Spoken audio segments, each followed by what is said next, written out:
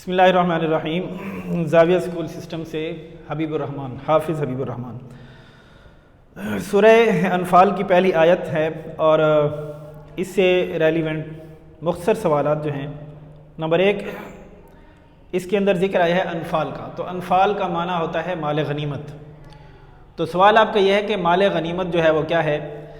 تو اس کا جواب یہ ہے کہ کفار کے ساتھ جب مسلمانوں کی جنگ ہو تو اس جنگ میں جو مال اور دولت مسلمانوں کے قبضے میں آ جائے تو اس مال اور دولت کو مال غنیمت کہا جاتا ہے۔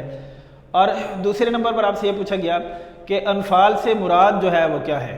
تو جواب اس کا یہ ہے کہ انفال نفل کی جمع ہے، اور نفل کا معنی ہوتا ہے اضافی چیز، اضافی انعام۔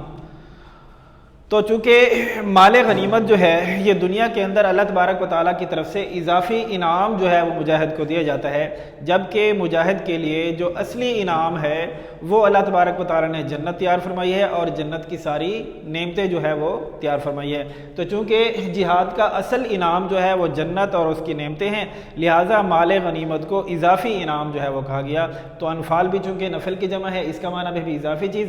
تو دنیا کے اندر جہاد میں جو مال و دولت ملتا ہے یہ بھی چونکہ مجاہد کے لیے ایک اضافی نام ہے، اس وجہ سے اس کو انفال کہا جاتا ہے۔ تیسرا سوال یہ ہے کہ مال غنیمت کا مالک کون ہے؟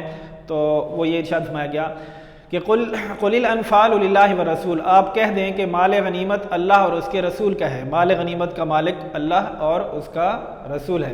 اور چوتھے نمبر پر یہ پوچھا گیا کہ مومن ہونے کی شرائط جو ہیں وہ کیا ہیں؟ کیونکہ اس آیت مبارکہ کے اندر اللہ تبارک و تعالیٰ نے یہ حکم فرمایا ہے کہ فاتقوا اللہ واصلحوا ذات بینکم واطیعوا اللہ ورسولہ ان کنتم مؤمنین۔ یہ ارشاد فرمایا کہ فاتقوا اللہ، تم اللہ سے ڈرو۔ تو گویا یہاں پر پہلی شرط یہ ارشاد فرمائی کہ تم اللہ سے ڈرو، تمہارے دل میں اللہ تعالیٰ کا ڈر اور خوف ہونا چاہیے۔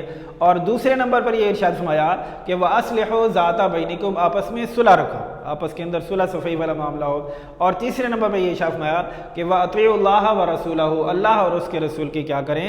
اطاعت کریں۔ آخر کے اندر جو شرطیہ جملہ ہے وہ یہ ارشاد فرمایا کہ ان کنتم مؤمنین، اگر تم ایمان والے ہو، یعنی یہ ایمان کی شرائط ہیں۔ تمہارے دل میں اگر ایمان ہے تو پھر تمہارے اندر یہ چیزیں موجود ہونی چاہیے۔ نمبر 1 کیا ہے؟ فاتقوا اللہ، اللہ تعالیٰ سے ڈرو، یعنی اللہ کا ڈر جو ہے وہ مومن ہونے کی شرط ہے۔ اور دوسری شرط یہ ہے کہ آپس کے اندر آپ صلح صفائی رکھو۔ اور تیسری شرط یہ ارشاد فرمائی کہ اللہ اور اس کے رسول کی اطاعت کرو۔ جزاکم اللہ تعالیٰ۔